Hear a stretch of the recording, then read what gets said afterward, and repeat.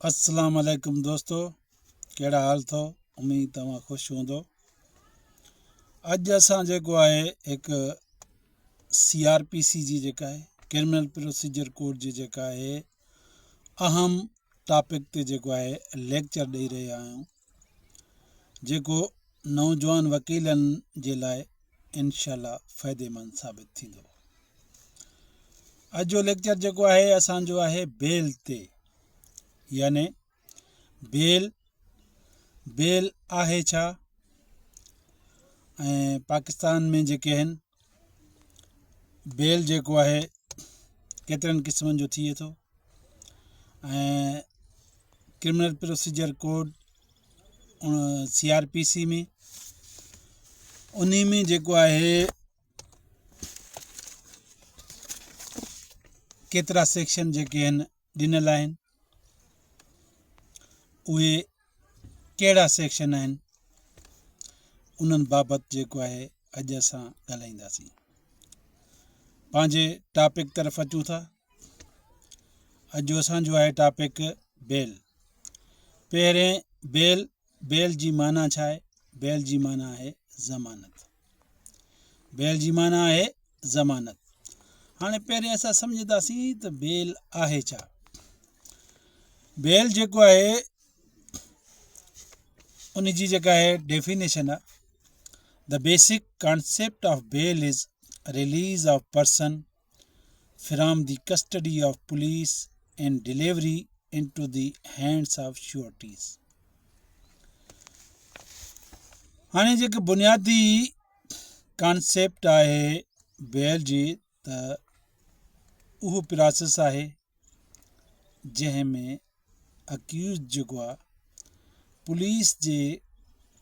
Custody मां surety जे हवाले थिए।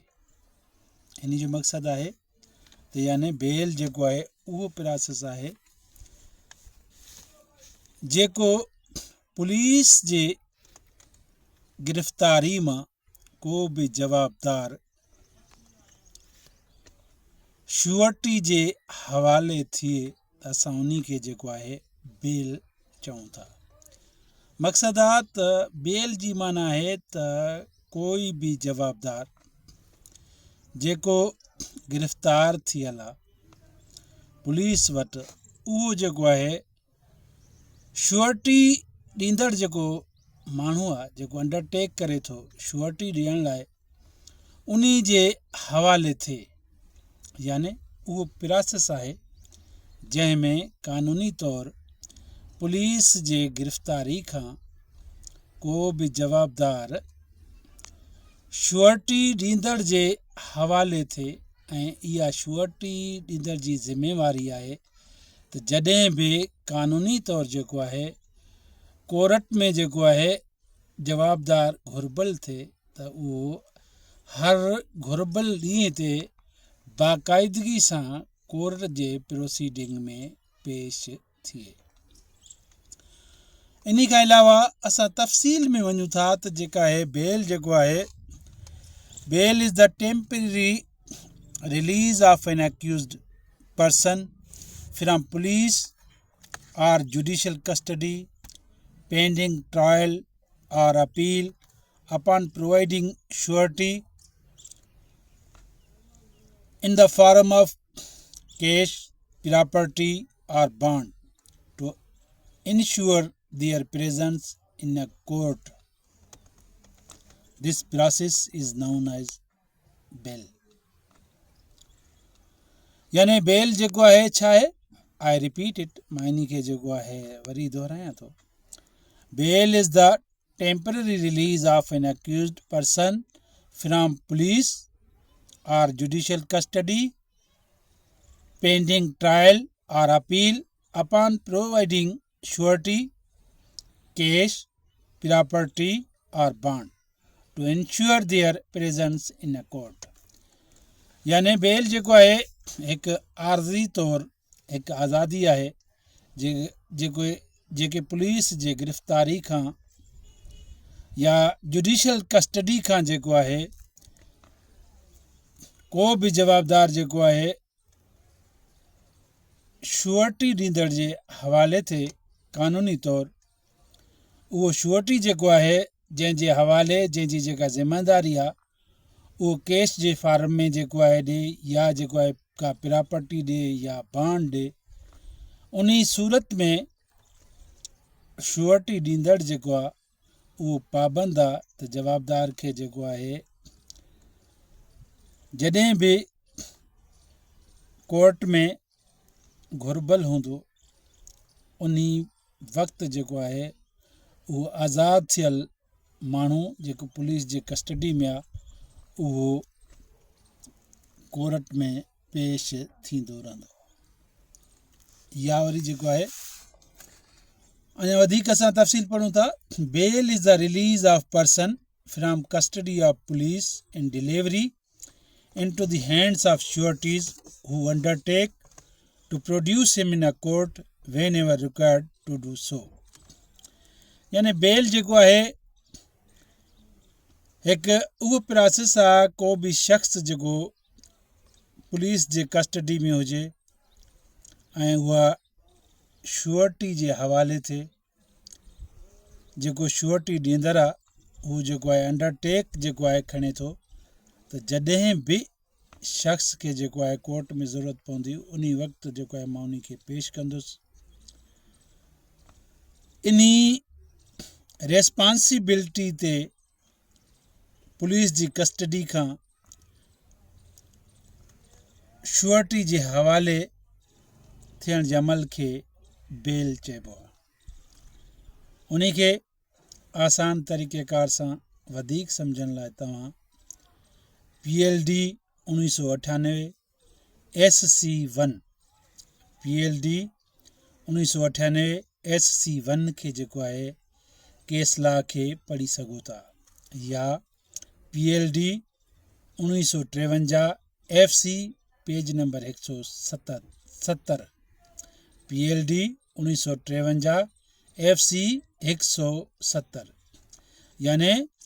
PLD 1953 फीडरल कोर्ट जे जेको आहे पेज नंबर 170 जे जेका आहे केस लॉ खे बि पढ़ी करे तव्हां बेल जे बाबति आसान तरीक़ेकार सां सम्झी सघो था। हिकु दो ॿीहर मां जेको आहे बेल खे जेको आहे दोहिरायां थो। बेल उहो प्रोसेस आहे जंहिंमें जेको आहे को बि शख़्स पुलिस जे कस्टडी खां श्योरिटी ॾींदड़ जे हवाले थिए ऐं उहा श्योरिटी ॾींदड़ पर्सन जी जेका आहे उहा ज़िमेदारी आहे त उहो जेके शख़्स खे जॾहिं बि कोर्ट में घुर्बल हुजे उन खे उन वक़्तु जेको आहे पेश करण जो पाबंद आहे। उहो श्योरिटी होल्डर जेको आहे श्योरिटी कहिड़ी शइ जेको आहे ॾेई सघे थो केस जे फार्म में या प्रॉपर्टी या बॉन्ड जे सूरत में जेको आहे श्योरिटी ॾेई सघे थो। मक़सदु आहे मुख़्तसिर तौरु त पुलिस जी कस्टडी या जुडिशल कस्टडी उन कस्टडी खां श्योरिटी होल्डर जे हवाले गिरफ़्तार थियल शख़्स जे अमल खे असां जेको आहे बेल सॾूं था। जेको श्योरिटी होल्डर आहे यानी बेल जेको ॾींदड़ शख़्स आहे उहो बेल जेको आहे प्रॉपर्टी जे फार्म में यानी उन जी जेका आहे प्रॉपर्टी आहे उहा मूवेबल आहे या इमूवेबल आहे या बॉन्ड जे फार्म में जेको आहे उहो श्योरिटी कोर्ट में जमा कराईंदो। इन सॼे अमल खे असां बेल चऊं था। हाणे असां अचूं था त असांजा जेके बेल जा प्रोसेस आहिनि उहे असांजे CRPC तहत कहिड़ा कहिड़ा आहिनि। मुख़्तसिर तौरु जेको आहे असां उन्हनि ते ॻाल्हाईंदासीं। उहो आहे under section 496 CRPC, under section 497 CRPC ऐं अंडर सेक्शन 498 ऐं 498A। हाणे 496 CRPC उन जो टॉपिक छा आहे उहो बेल जो कहिड़ो क़िस्म आहे। 496 जेको टाइटल आहे उहो आहे in what cases bail to be taken. उहे कहिड़ा केसिस आहिनि जंहिंमें जेको आहे बेल जेको आहे खणी सघिजे थो। 496 CRPC बेल जो उहो क़िस्म आहे, यानी उहे अफेंसिस जेके FIR में बेलेबल हुजनि, उन ई बेलेबल सेक्शन में जेको बि बेल खंयो वेंदो उहो अंडर सेक्शन 496 CRPC तहत खंयो वेंदो। 496 CRPC जा सेक्शन्स उहे सेक्शन्स आहिनि जेके बेलेबल आहिनि। बेलेबल सेक्शन उहे सेक्शन जंहिंमें जेका आहे बेल एप्लीकेशन ॾियण जी ज़रूरत न बि आहे। जेकॾहिं को बि शख़्स गिरफ़्तार थियल कंसर्न मैजिस्ट्रेट वटि जेको आहे पेश थिए थो या पुलिस उन खे जेको आहे पेश करे थो, त जेको लाॻापियल कंसर्न्ड जुडिशल मैजिस्ट्रेट आहे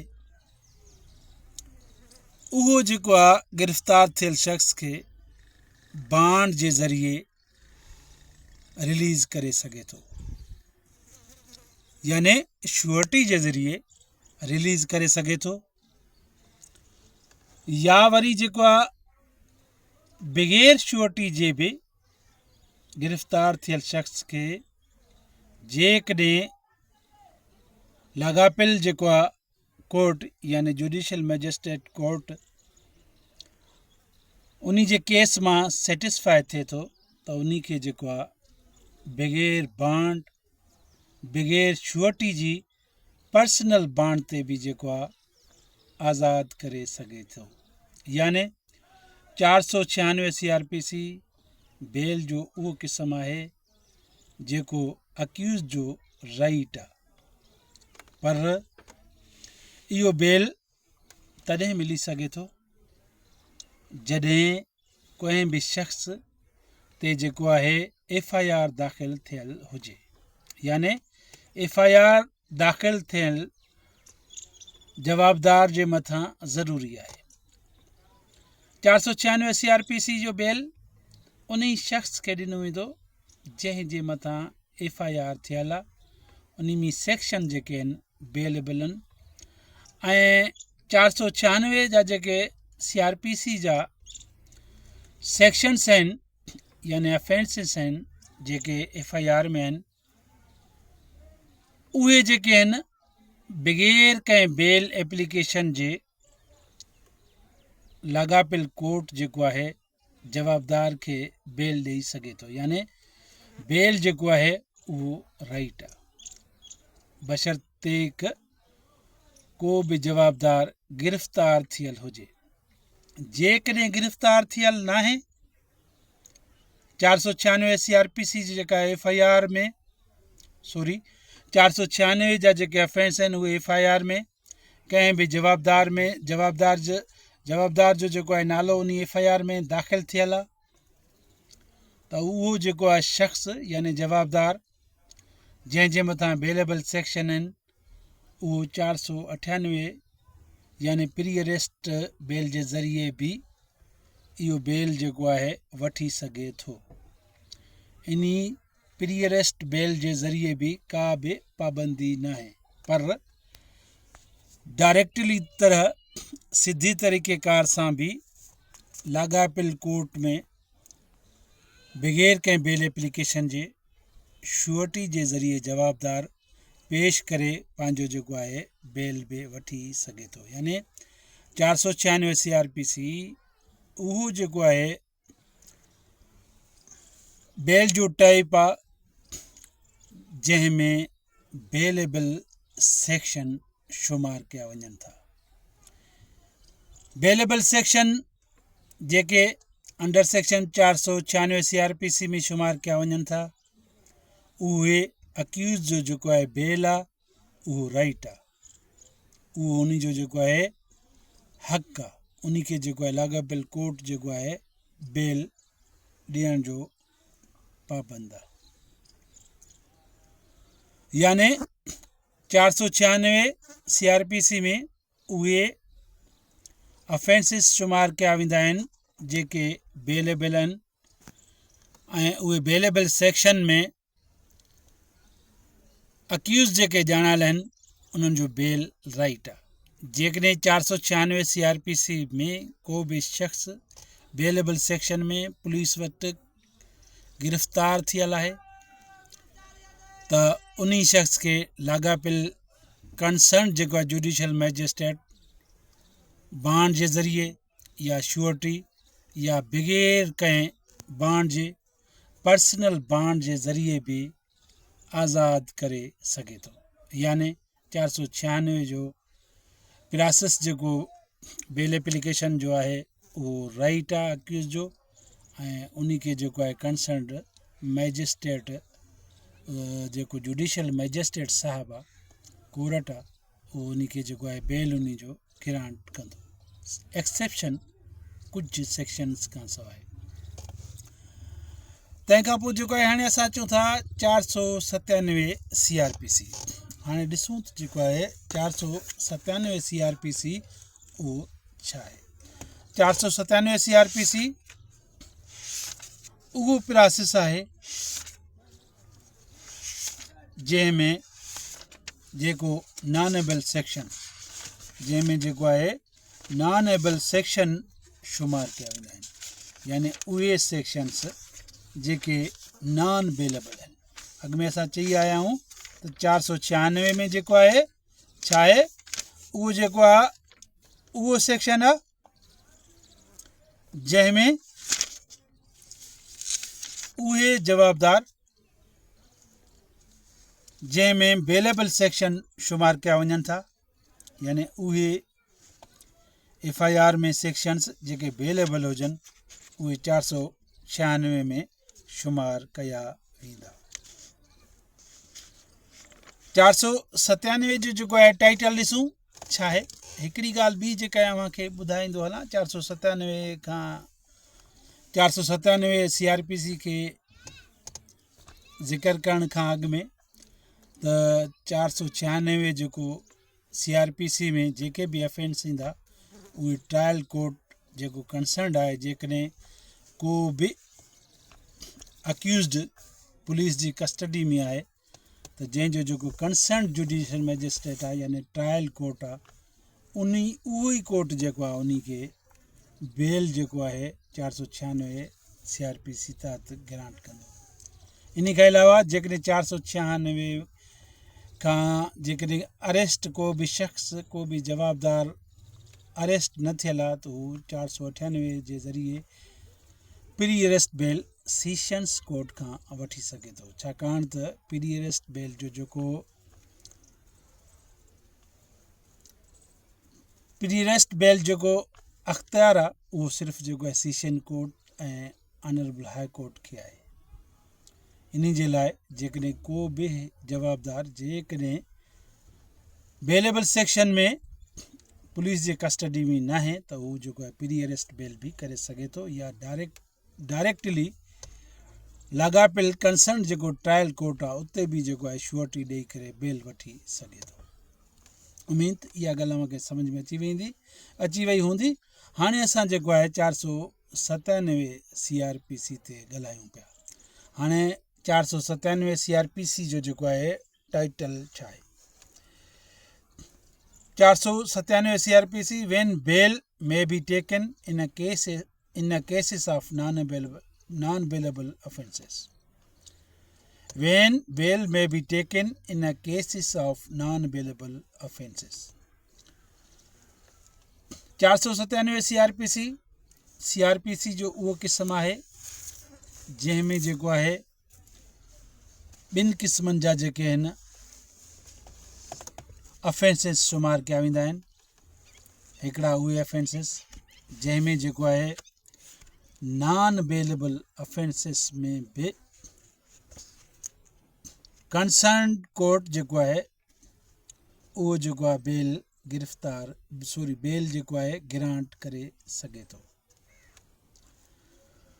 हाणे बेलेबल जेके आहिनि अफेंसिस नॉन बेलेबल अफेंसिस में जेके आहिनि कहिड़ा बेल जेको आहे कंसर्नड कॉम्पिटेंट कोर्ट जेको आहे बेल ग्रांट करे सघे थो। यानी उहे केसिस जेके नॉन प्रोहिबिटरी क्लास में अचनि था, उहे केसिस जेके नॉन प्रोहिबिटरी क्लास में अचनि था, उन्हनि जो बेल जेको आहे कॉम्पिटेंट कोर्ट जेको आहे ग्रांट करे सघे थो। इन लाइ पक बि न आहे, पर उन लाइ जेको आहे छा आहे discretion of the honourable court जो आहे। त हू जेको आहे नॉनेबल जेके बेल आहिनि उन्हनि खे बि जेको आहे उन्हनि अफेंसिस जो बेल बि ग्रांट करे सघे थो। हाणे नॉन प्रोहिबिटरी क्लास में कहिड़ा अफेंसिस अचनि था?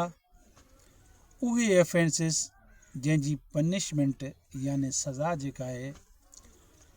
10 साल खां घटि हुजे, उहे अफेंसिस जेके आहिनि नॉन प्रोहिबिटरी क्लास में शुमार कया वेंदा आहिनि। यानी उहे जेके आहिनि नॉन बेलेबल अफेंसिस जंहिंजी सज़ा 10 साल खां घटि आहे,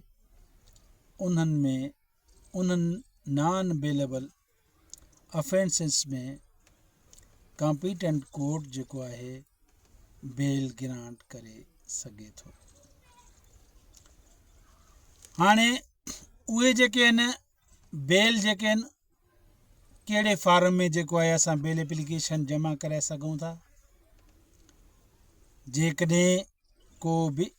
अक्यूज़्ड जेको FIR में नॉमिनेटेड थियल आहे, उहो पुलिस जी कस्टडी में आहे या जुडिशल कस्टडी में आहे, त ट्रायल कोर्ट में जेको आहे डायरेक्टली ट्रायल कोर्ट में bail application under section 497 CRPC तहत दाख़िल करे बेल ग्रांट कराए सघिजे थो। यानी उनजो ट्रायल कोर्ट कहिड़ो थी सघे थो? उहो मैजिस्ट्रेट जो ट्रायल कोर्ट बि थी सघे थो, जुडिशल मैजिस्ट्रेट जो कोर्ट आहे उहो बि जेको आहे थी सघे थो, या एडिशनल सेशन कोर्ट बि थी सघे थो। यानी इहा शर्त जेका आहे कंहिंजे लाइ आहे? उहे अक्यूज़्ड जेके नॉन बेलेबल अफेंस में पुलिस वटि गिरफ़्तार थियल हुजनि या जुडिशल मैजिस्ट्रेट वटि गिरफ़्तार थियल हुजनि, उहे पंहिंजे लाॻापियल ट्रायल कोर्ट में पोस्ट अरेस्ट जो बेल अंडर सेक्शन 497 CRPC तहत दाख़िल करे सघनि था। 497 CRPC प्रोसेस कहिड़ो आहे? उहो बेल जो क़िस्म आहे जेको पोस्ट अरेस्ट यानी आफ्टर अरेस्ट खां बाद में जेको आहे बेल दाख़िल करे सघिजे थो।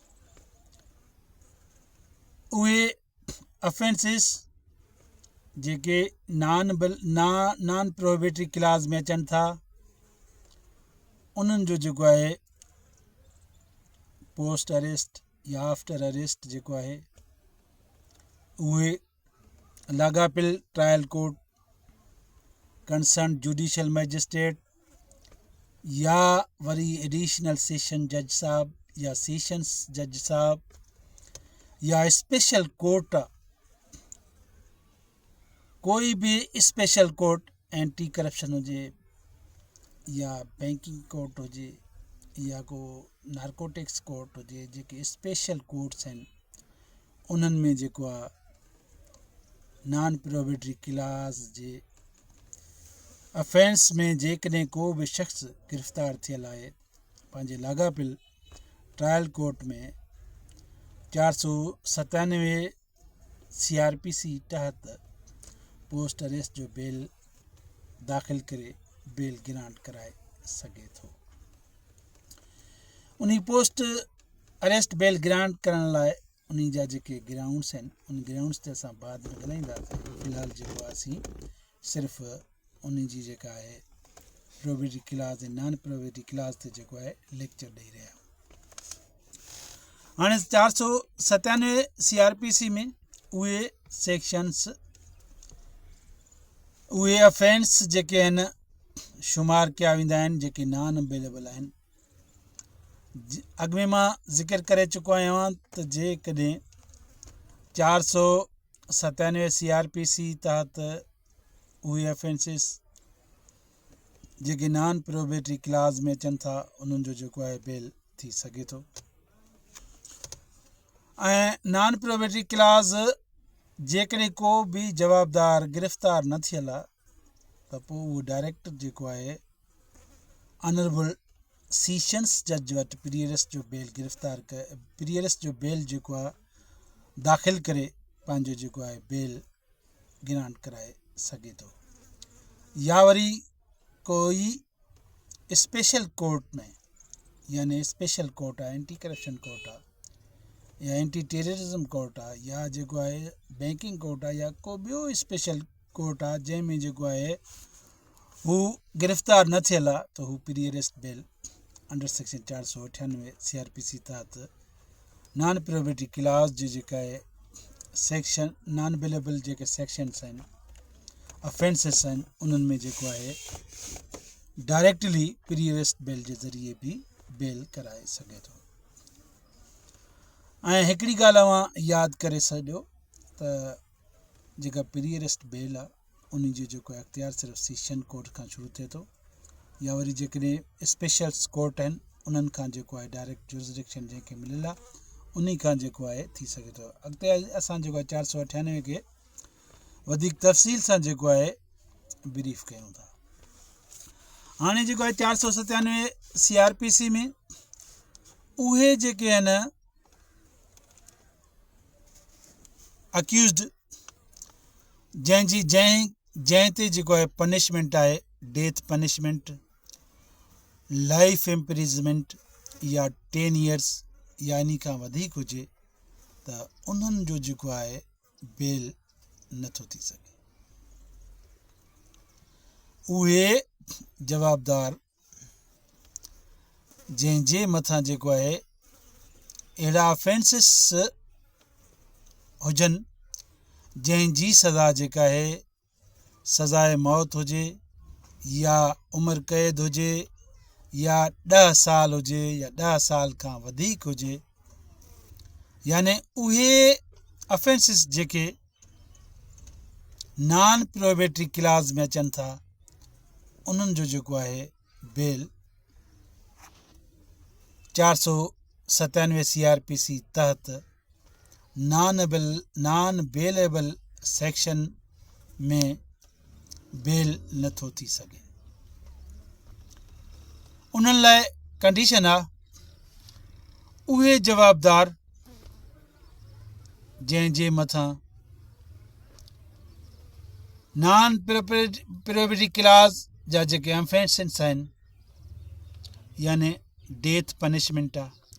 लाइफ इम्प्रिजमेंट आहे या 10 साल खां वधीक सज़ा आहे या 10 साल ताईं आहे त उन्हनि लाइ CRPC में जेके आहिनि शर्त रखियल आहिनि त कहिड़नि खे जेको आहे बेल ॾेई सघिजे थो। उहे अक्यूज़्ड जंहिंजी जेका आहे एज 16 साल अंडर जेके आहिनि 16 years में आहे यानी 16 साल जे हेठि आहे या वुमेन औरत आहे या इनफ्रम आहे ज़ईफ़ आहे या बीमार आहे सिक आहे, इन्हनि केसनि में नॉन अवेलेबल जेके नॉन प्रोबेटरी क्लास में अचनि था उन्हनि खे जेको आहे कंसर्न कॉम्पिटेंट कोर्ट जेको आहे बेल ॾेई सघे थो। इन्हनि खे बेल ॾियण खां अॻु में जेके नॉन अवेलेबल अफेंसिस आहिनि त कंसर्न कोर्ट में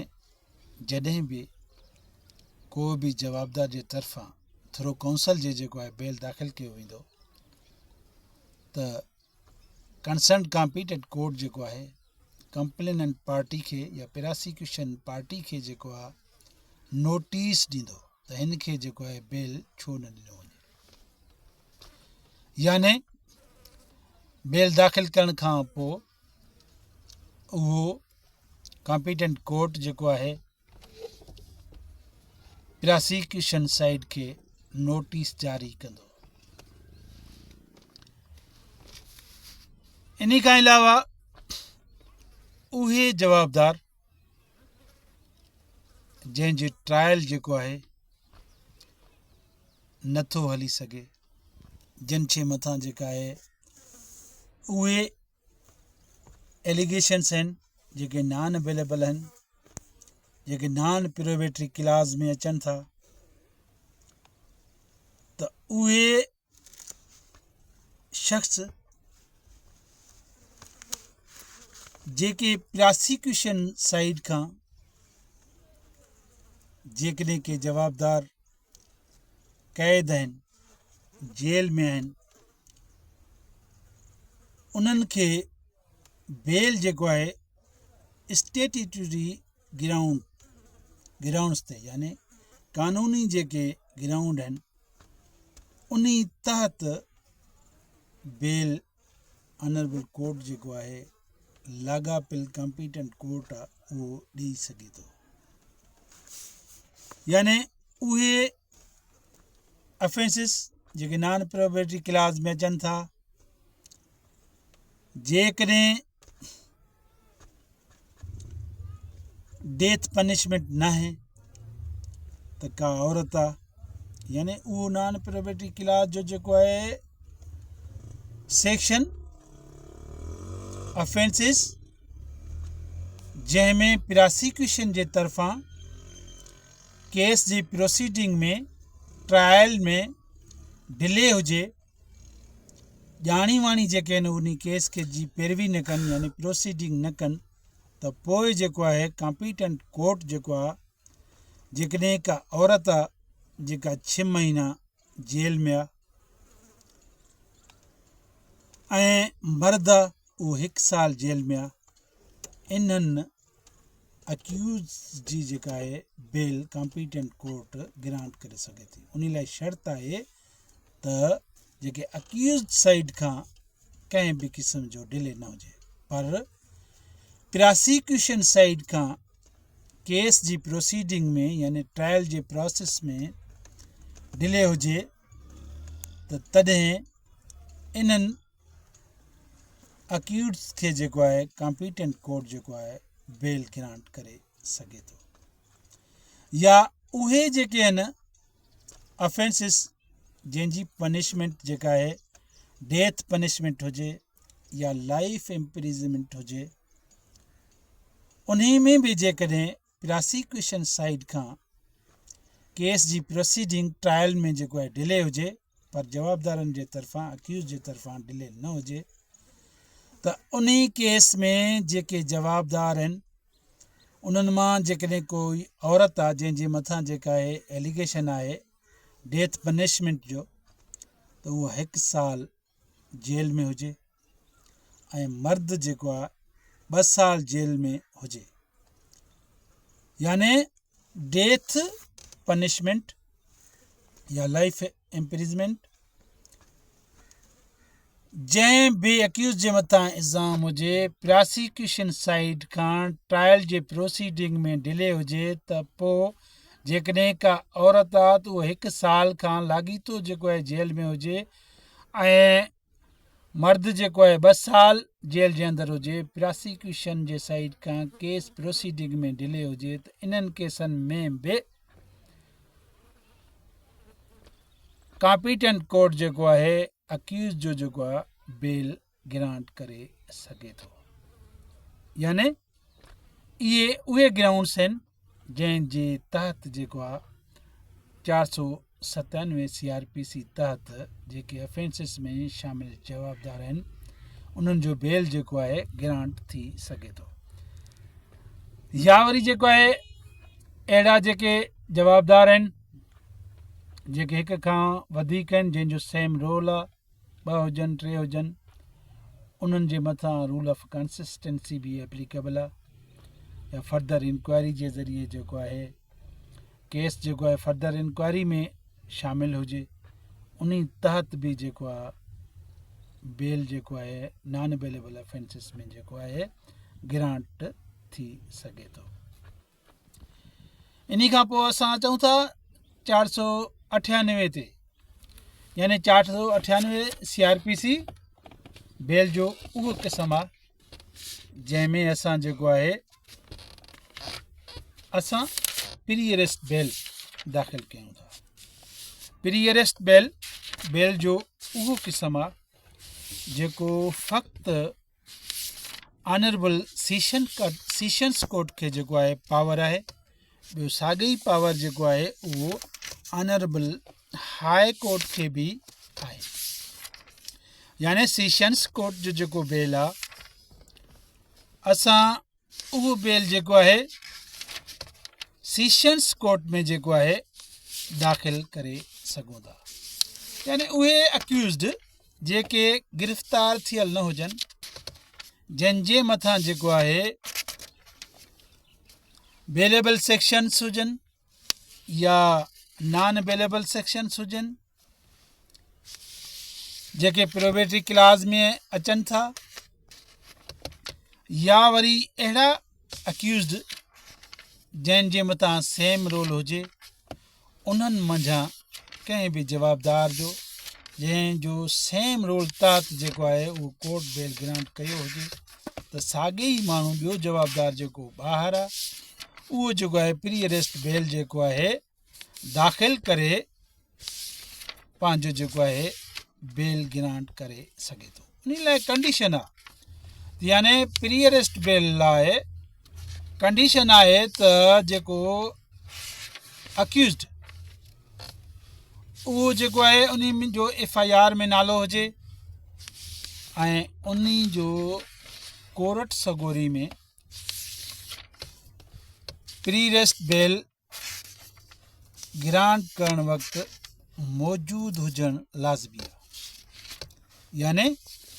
उहो शख़्स जंहिंजे मथां कोई भी केस 406 बेलेबल हुजे, नॉन बेलेबल हुजे, प्रोबेटरी क्लास में शामिल थिए थो या नॉन प्रोबेटरी क्लास में शुमार थिए थो, त उहो शख़्स जेकॾहिं प्री अरेस्ट बेल कराइण लाइ कोर्ट सगोरी में अचे थो, त उन जे लाइ जेको आहे शर्त आहे त उहो जेको आहे शख़्स जो कोर्ट में पेश थियणु लाज़मी आहे। असां टाइटल पढ़ूं था जेको आहे 498 जो, power to direct admission to bail और रिडक्शन ऑफ बेल। यानी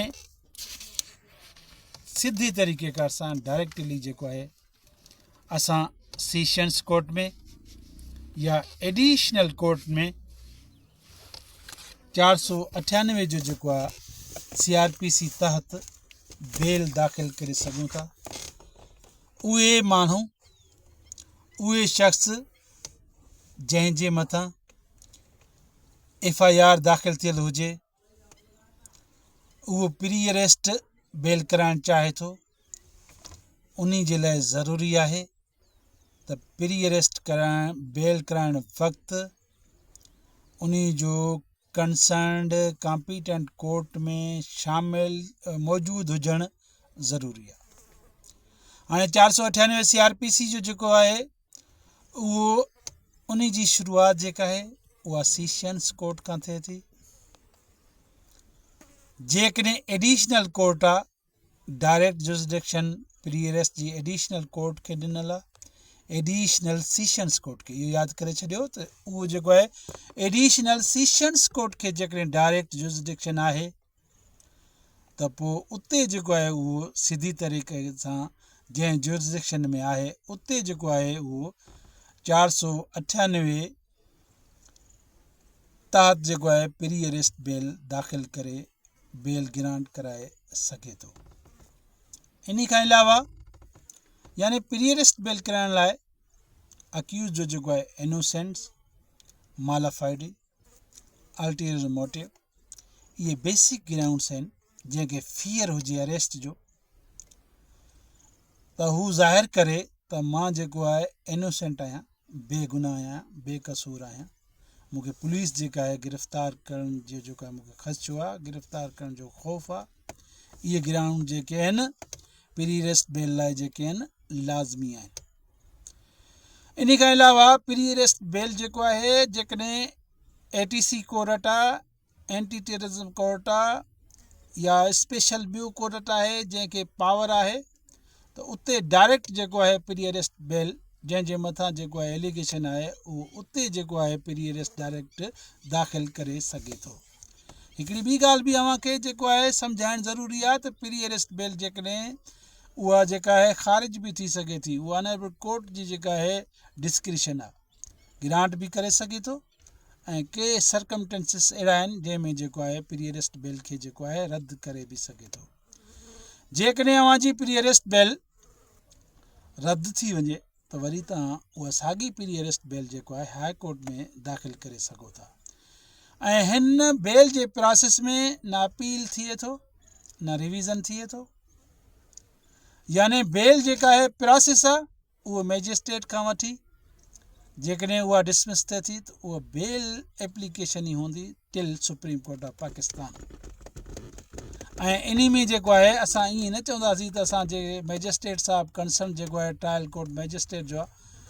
जुडिशल मैजिस्ट्रेट साहिब जो आहे, त उन डिसमिस कयो आहे त असां जेको आहे हाणे अपील में वेंदासीं। अपील जो लफ़्ज़ इन में जेको आहे इस्तेमालु न थींदो आहे, यानी बेल ई थिए थो। इन खां अलावा साईं असांजो जेको आहे हिकिड़ो ॿियो जेको आहे प्रोटेक्टिव बेल आहे। बेल जो उहो प्रोसेस आहे जेकॾहिं अव्हां कंहिं ॿिए सूबे में मौजूदु हुजो या कंहिं ॿिए वॾे शहर में मौजूदु हुजो, मिसाल कराची में हुजो, अव्हां जे मथां घोटकी शहर में केस दाख़िल थियल हुजे त तव्हां डायरेक्ट जेका आहे protective bail honourable high court खां जेको आहे वठी सघो था, जेका कुझु ॾींहंनि जे लाइ हूंदी आहे। पर हिकिड़ी ॻाल्हि यादि रखी छॾियो, बेल लाइ जेका आहे श्योरिटी लाज़मी आहे। जेकॾहिं प्रोटेक्टिव बेल वठो था तॾहिं बि श्योरिटी जमा कराईंदव। जेकॾहिं तव्हां प्री अरेस्ट बेल करायो था 497 जो करायो था या 496 जो करायो था, 496 में हिकु कंडीशन आहे जंहिंमें जेको आहे मैजिस्ट्रेट साहिबु गिरफ़्तार थियल खे सम्झे त हीउ जेको आहे इनोसेंस आहे, उन खे जेको आहे पर्सनल बॉन्ड बग़ैर श्योरिटी जी बि जेको आहे रिलीज़ करे सघे थो। ॿी सूरत में जिते बि बेल जेको आहे ग्रांट थींदी उन जे लाइ श्योरिटी जो हुजणु लाज़मी आहे। यानी श्योरिटी तव्हां कहिड़े फार्म में जमा करायो था, उहो जेको आहे बॉन्ड जे फार्म में या पैसनि जे फार्म में या वरी जेको आहे पैसनि मां यानी बॉन्ड ठहंदा आहिनि या कॉल डिपॉज़िट ठहंदा आहिनि, या वरी जेको आहे प्रॉपर्टी हुजे उहा मूवेबल हुजे या इमूवेबल हुजे, उहा श्योरिटी जेका आहे तव्हां ज़रूरु कोर्ट में जमा कराईंदव। हाणे मुख़्तसिर तौर मां तव्हांखे जेको आहे ॿुधायां त जेको आहे असांजो बेल जेको आहे उहो प्रोसेस आहे जंहिंमें जेको आहे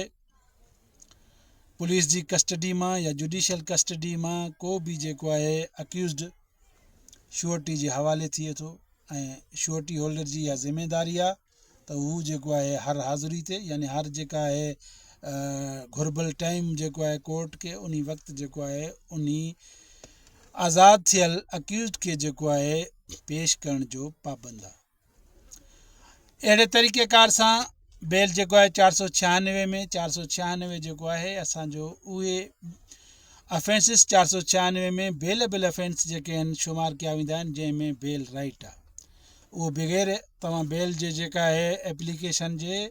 डायरेक्ट सिधी तरह जेका आहे श्योरिटी लाॻापियल जेको आहे ट्रायल कोर्ट में जमा कराए अव्हां बेल वठी सघो था, या अव्हां जेका आहे इन प्रोसेस में प्री अरेस्ट बेल बि कराए सघो था, इहो बार कोन्हे। ऐं बेलेबल जेके सेक्शन आहिनि 496 CRPC में अचनि था, उहो उन जो राइट आहे, यानी बेल जेको आहे उन जवाबदार जो हक़ु आहे, हिकिड़ो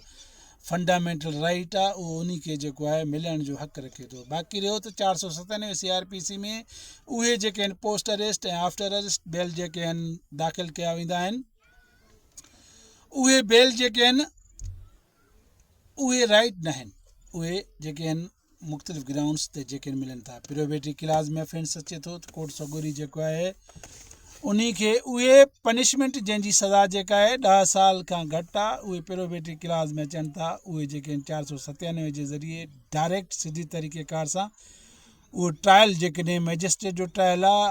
सेशंस कोर्ट ट्रायल आहे या इन खां अलावा ॿियो स्पेशल कोर्ट आहे, त उन जे ज़रिए जेको आहे गिरफ़्तार थियल जो जेको आहे डायरेक्ट 497 CRPC जो जेको आहे तव्हां बेल दाख़िल करे सघो था। यानी 497 CRPC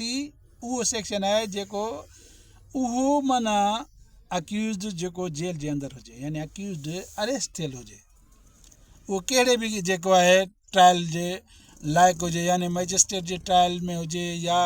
एडिशनल ट्रायल में हुजे या वरी जेको आहे स्पेशल जेके कोर्टूं आहिनि उन्हनि जे ट्रायल में हुजे, त उहो जेको आहे 497 CRPC हमेशह पोस्ट अरेस्ट आफ्टर अरेस्ट जेके अक्यूज़ड आहिनि उन्हनि लाइ इस्तेमालु थिए थो। उन लाइ ॿ कंडीशन्स आहिनि, हिकिड़ा जेके आहिनि पोस्ट अरेस्ट, ॿिया जेके आहिनि प्रोबेटरी क्लास में अचनि था ऑफेंसिस, उन लाइ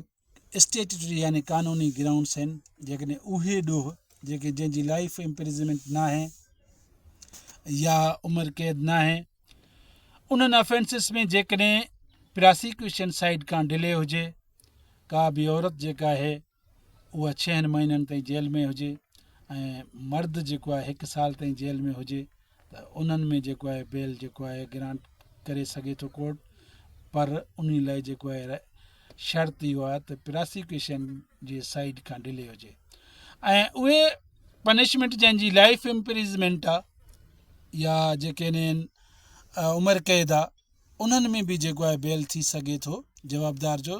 तॾहिं थी सघे थो जॾहिं जेको आहे प्रोसिक्यूशन साइड खां डिले हुजे। उन जे लाइ बि शर्त आहे त जेकॾहिं का बि औरत आहे उहा 1 साल ताईं जेल में आहे पर ट्रायल जे प्रोसीडिंग में प्रोसिक्यूशन साइड खां डिले आहे, ऐं इन खां अलावा जेकॾहिं कोई मर्द आहे उहो 2 साल जेल में आहे पर प्रोसिक्यूशन साइड खां डिले आहे, जवाबदार जे साइड खां डिले न हुजे। जेकॾहिं जवाबदार जे साइड खां डिले हूंदो त पोइ जेको आहे बेल न मिलंदसि। ऐं इन खां अलावा ॿिया जेके ग्राउंड्स आहिनि फर्दर इंक्वायरी में अचनि था केसिस या रूल ऑफ कंसिस्टेंसी आहे ऐं मुख़्तलिफ़ जेके आहिनि सर्कमटेंसिस आहिनि उन तहत जेको आहे जवाबदार जो जेको आहे बेल ग्रांट थी सघे थो। यानी 498 CRPC प्री अरेस्ट बेल जो जेको आहे उहो क़िस्म आहे जंहिंमें जेको आहे सिधी तरीक़ेकार सां डायरेक्ट जेको आहे बेल ग्रांट करे सघिजे थो आउटसाइड, यानी उहो अक्यूज़ जंहिंजे मथां जेका FIR में जेको आहे इल्ज़ाम हुजे